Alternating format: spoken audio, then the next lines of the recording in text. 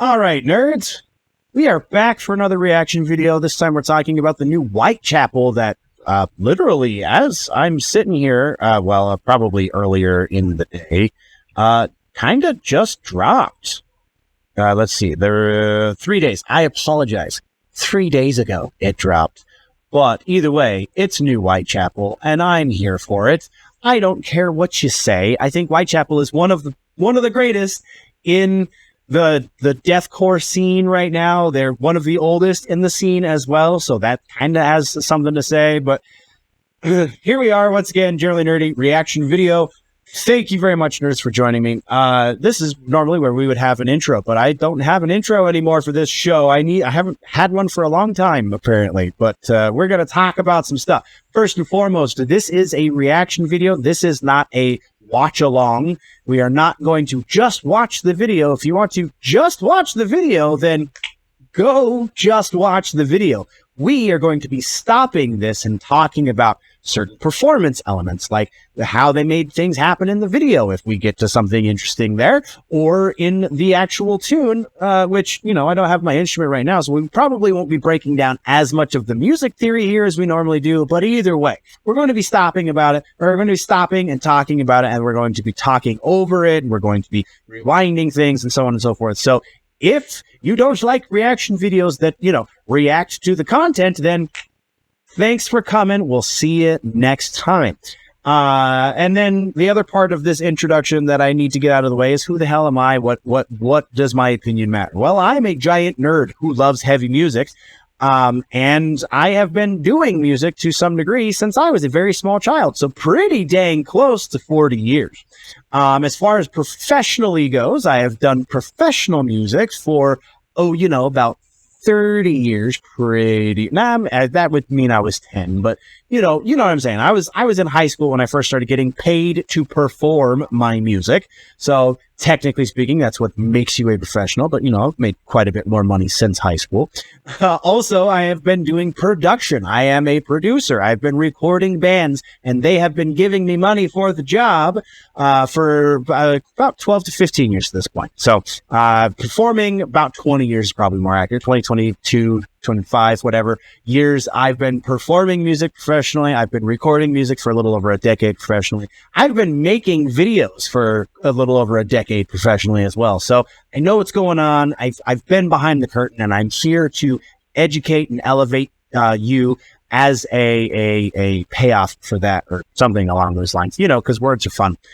So that's a long, rambling introduction. Thank you for joining me here on Generally Nerdy. This is the first time that we are reacting to a Whitechapel video. I think. I could be wrong, but we're going to break the rules anyway, even if it's not the first time. We have history. My history with the band, we're going to touch on that ever so briefly. Come on now. Let's go. There we go. My history with the band, we're going to touch on that, and then we're going to do the actual history of the band to a small degree. But my history with the band is, I definitely remember Whitechapel from back in the day, like the days of the MySpace Deathcore, when Deathcore started to become a thing. I remember hearing the name. I also remember thinking that they were just a band for scene kids. Which is to say that I really didn't listen to them much back in the day. However, in recent years, I have very much warmed up to them, and I think that they are doing something rather delightful in the scene. I am very much big on the deathcore genre these days, and I think that the dudes in Whitechapel are really doing a great service for the genre. So let's do the Wikipedia blurb before we get into expectations for this song/video. So, according to Wikipedia's introductory paragraph, we have Whitechapel is an American deathcore band from Knoxville, Tennessee. The band is named after the Whitechapel district in East London, England, where Jack the Ripper committed a series of murders. Group comprises of vocalist Phil Bozeman, guitarist Ben Savage, Alex Wilde, and Zach Householder. Yes, that's right. If you didn't know, we have 3 6-string guitar. Well, I think they play like 7 or 8 strings, but 3 proper guitar players. We have bassist Gabe Crisp and drummer Brandon Zachary. Zaki, rather. Sorry. The core lineup, with the exception of the drummer, has remained consistent since Householder replaced original guitarist Brendan Cagle in 2007. Founded in 2006 by Bozeman and Savage, the band has released 9 studio albums and 22 music videos. It is currently signed to Metal Blade Records. Whitechapel's 2010 album, A New Era of Corruption, sold around 10,600 copies in the United States in its first week of release and debuted at position number 43, the Billboard Top 200 chart, which is huge for an extreme metal act. The band's self-titled 4th album was released in 2012 and debuted at number 47 on Billboard Top 200, selling roughly 9,200 copies in its first week. In 2014, the band released their 5th full-length album, Our Endless War, which is a great record. You should go listen to it.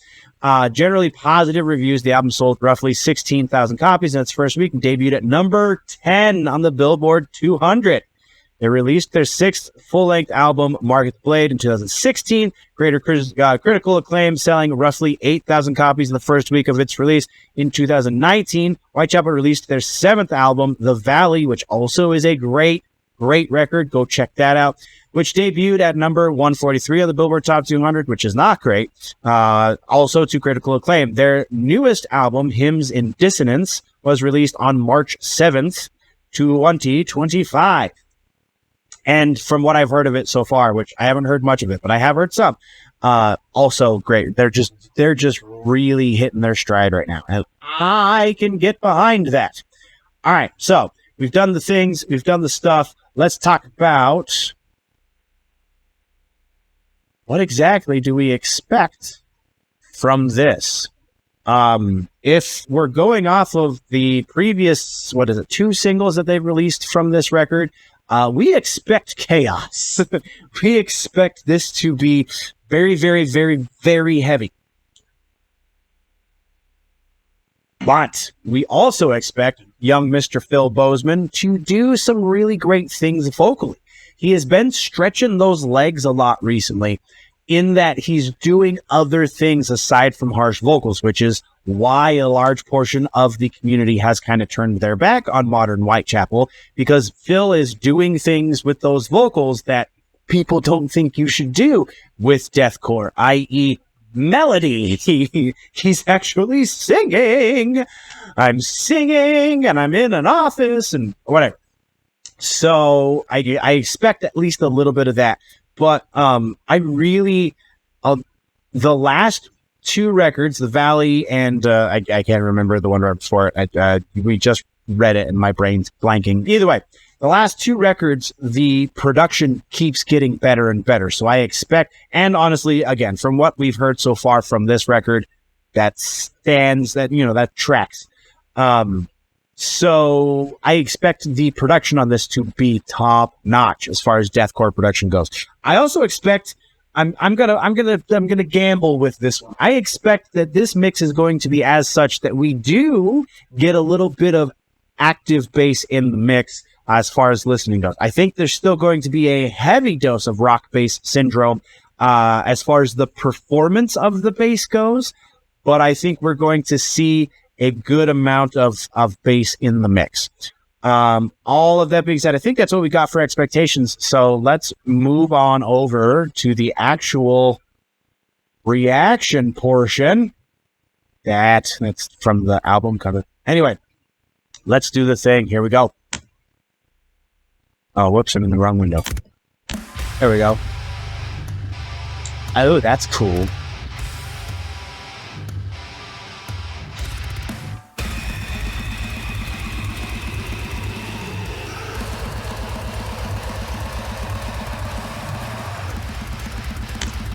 Okay, so let's talk about vocal production, shall we? I expected to be talking about Phil's vocals. I did not expect it to be the first 5 seconds of the song. So there's that. A lot of really cool stuff going on right from Jump Street with this vocal. His performance, stellar. I mean, like, the dude is really just doing really fantastic things with his voice these days. I am not a great metal vocalist. I do not know how to do a lot of the noises that these guys do. Therefore, we're not going to be talking about that. we are going to be talking about this really cool layering in the production. So it sounds like we have three different primary, where's my camera? Three different primary takes on this vocal. So three different like layers, main layers. I'm sure there's a lot of actual layers that we're not hearing explicitly, but I'm picking apart at the very least three different primary performances from Phil. The first of which being the obvious, the primary vocal, the thing that he does when they perform this song live, the live vocal, if you will, where that's the right, is that element. So we've got that. Then, and we're going to go back and listen to this so I can properly pick it apart. So I've obviously only heard 5 seconds of it, which is all you've heard so far as if you haven't listened to the song on your own. Yeah, there's a kind of a mid to high vocal performance where he's something up there, a little more head voice. But then this is the cool part. And this is the stuff that gets really fun to do behind the scenes. Then there's also like a breathy something along those lines. I'm definitely vocalizing more than I think he did in studio, but like it's an element of like almost wind sound, but it's a little too in line with the rest of the vocals to not also have been produced by someone's throat. So that's really, really cool. Like I said, we're gonna go back.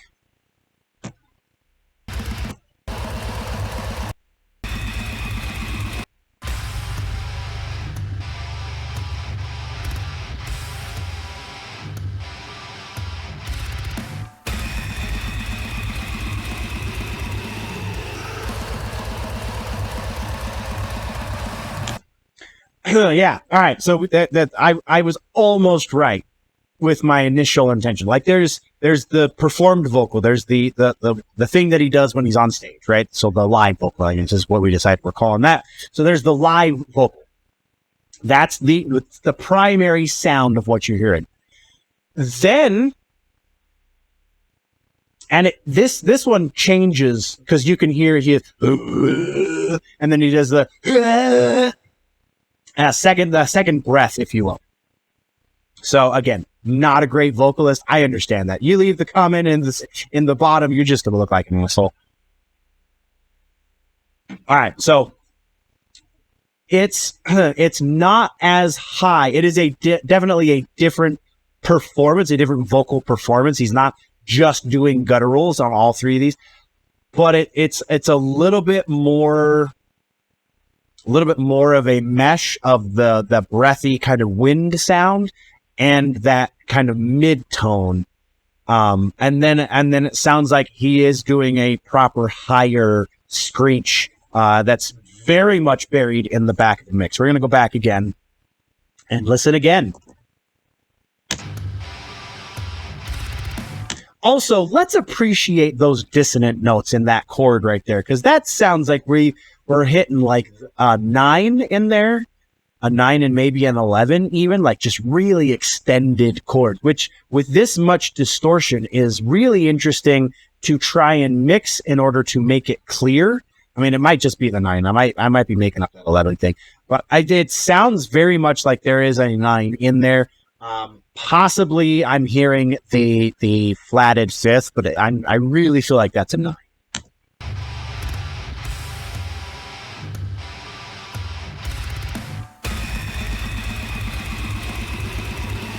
See, the two vocals that you can hear the most here, it starts. See if I can get my hands in. So it starts. We're gonna say this is the live vocal, the stage performance vocal, right? So it kind of starts like this. This is everything that you can hear from his stage performance vocal. And this is the color, the kind of beef, if you will. So it starts out here. So that's almost all stage performance vocal. And then the color comes in to meet that level, and then you get this other thing that's kind of coming up right here just a little bit that's just like, hey, I'm here to add some atmosphere and stuff. And that's just I really dig doing that kind of stuff in the studio.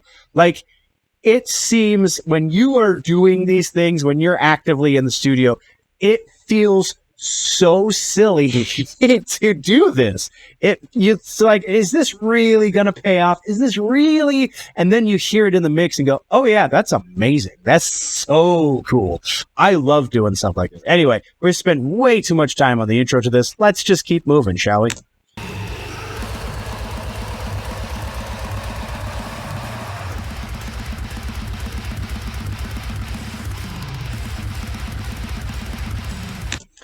That is just a third.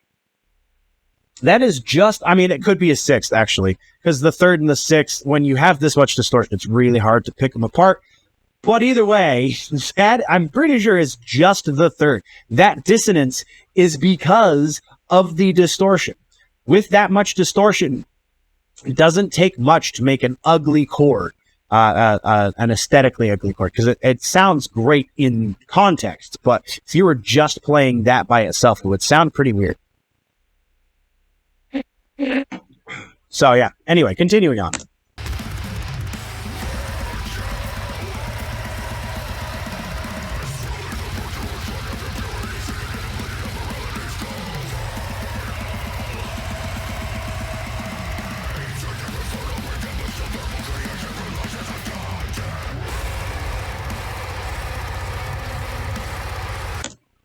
Something I fully love about Bozeman's vocal when he's doing these crazy harsh vocals. Whoa. Oh, getting an email. When he's doing these crazy harsh vocals, like, he's got a very clear performance. Like, a lot of dudes who really hit those gutturals, like, you gotta read the lyric sheet in order to understand what they're saying. I mean, there's a lot of an element of that with Phil too, but that's kind of part and parcel for the genre. But there are things that Phil does where the words cut through the mix, and you can actually hear what he's saying. You don't have to guess at where the breaths are and stuff. Like, all right, so he breathes here, so that means that was this word and that was that word, and like, no, you can hear what the hell Phil is saying, and that's pretty impressive.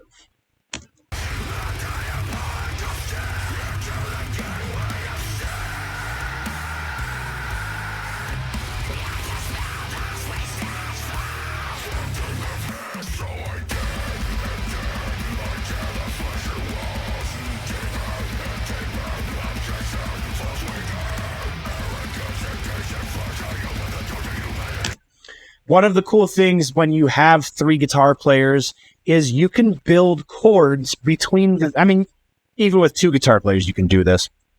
You can have your rhythm guitar player playing like the power chord, so the root 5.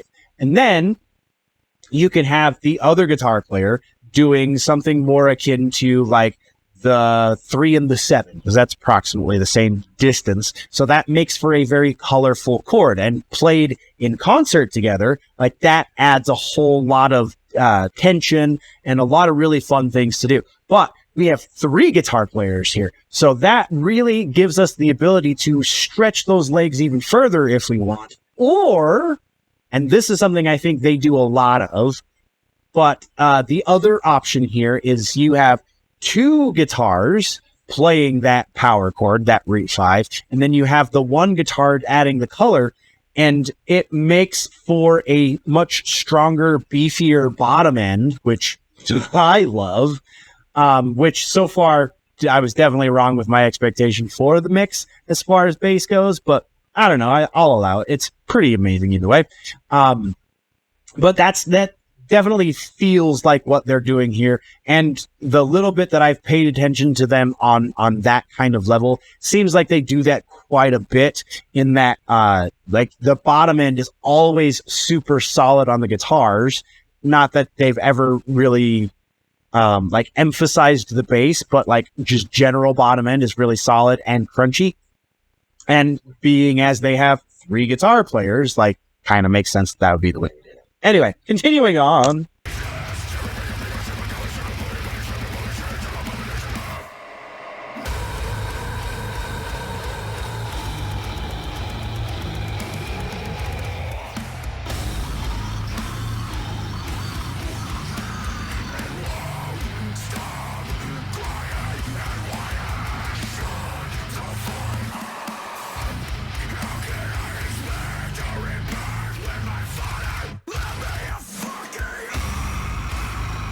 Ooh.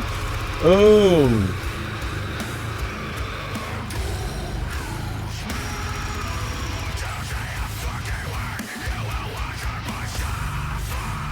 I love those halftime hits. Oh.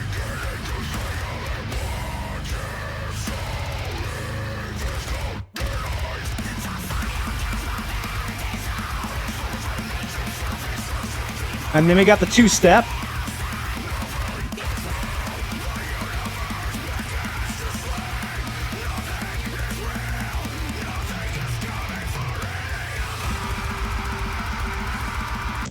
Hey, he said the thing. That was the title of the song right there. And you could hear every word of it. Nothing is coming for any of us.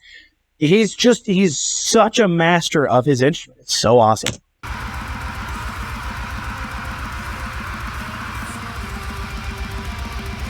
And now we hit the solo section.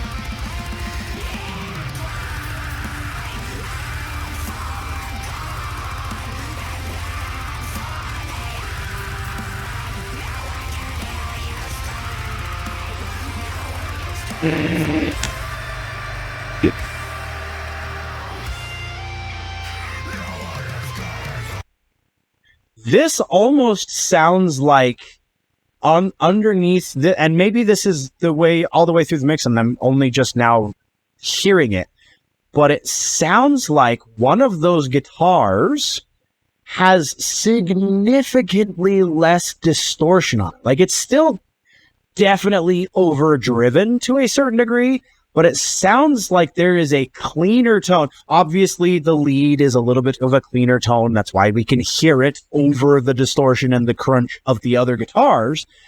But it sounds like you have your lead guitar playing, you have a super, super crunchy rhythm guitar, and then you have kind of a tight rhythm guitar as far as like the tones go. That's a really interesting way to mix this. I wonder if that's how they do it live. If they mixed it that way, do they also perform it that way? Like, I would be very intrigued to see.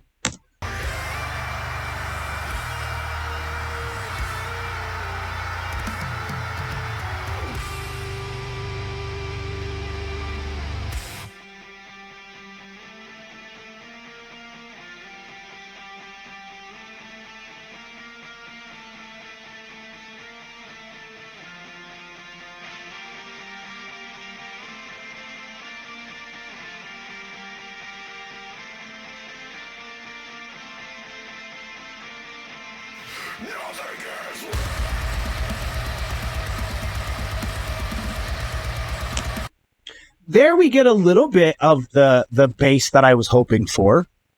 I think that's largely due to the fact that 2 of the 3 guitars are now kind of a dueling lead situation, a duet, if you will. But I mean, we still get the thickness from the bass, and we can finally hear that in this bridge section after the solo. So that's pretty cool. I'm digging that. We're going to go back a little bit just because I want to hear that kick in again.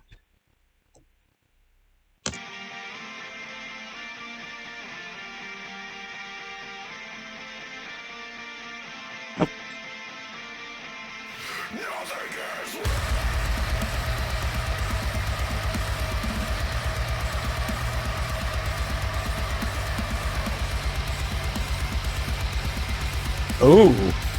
Ooh, listen to that color.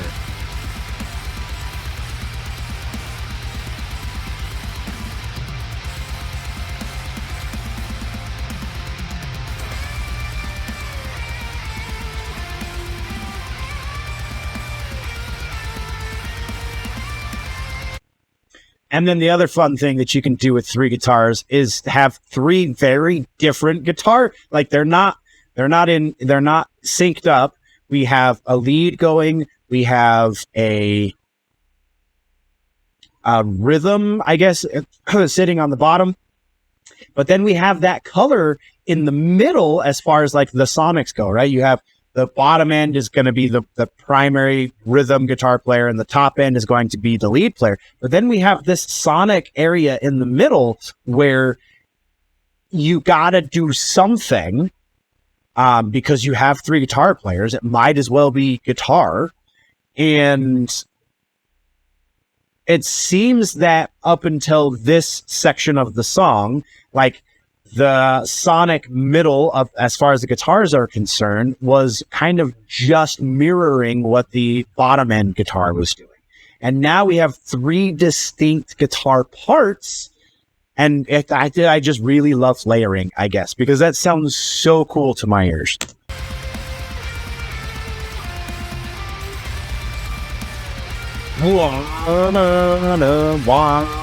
So that's your rhythm.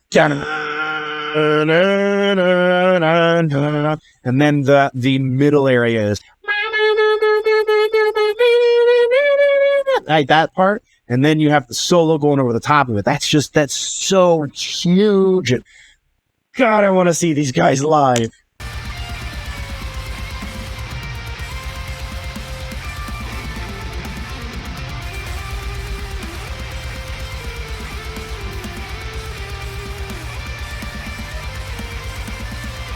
Okay.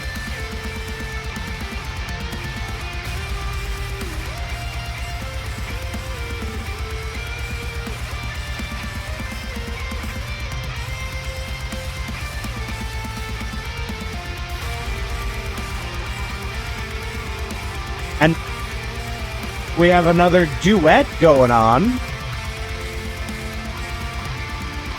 This one's a little more follow the leader, a little more synced up.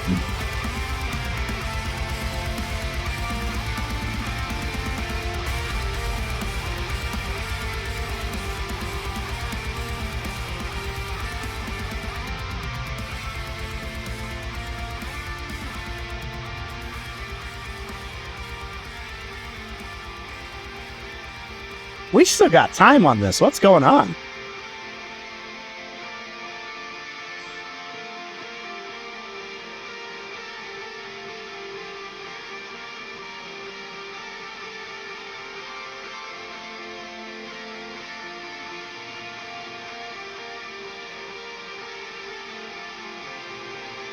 That is so cool. We have the drone, because now they're all sitting up in the higher registers. So we have one of them is droning. We have one of them is doing a much simpler lead line, if you will, for lack of a better term. And then we have the actual lead doing like a something more akin to continuing the solo. We also got to see all 3 guitar players hit a portion of the solo, which was awesome.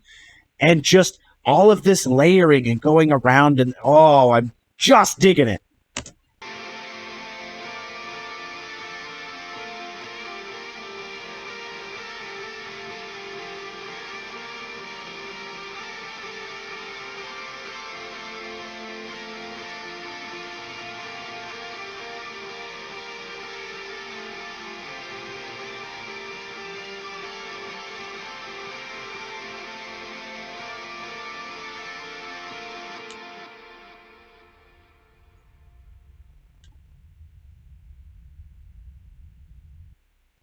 And then that's the end. That's so cool. That's so cool.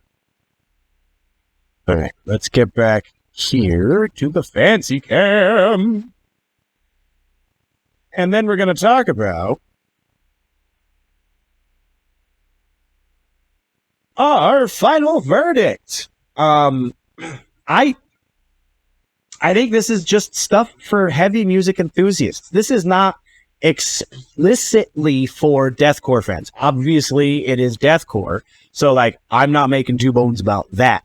But this is the kind of production that brings new people into the fold. This is the kind of performance that brings new people into the fold. Like, this is how you want to see your favorite genre represented. I mean, I guess deathcore might not be I don't know, maybe it is right now in this moment, but it's a hard one to call. This is just really damn good, man. Like, this is just really damn good.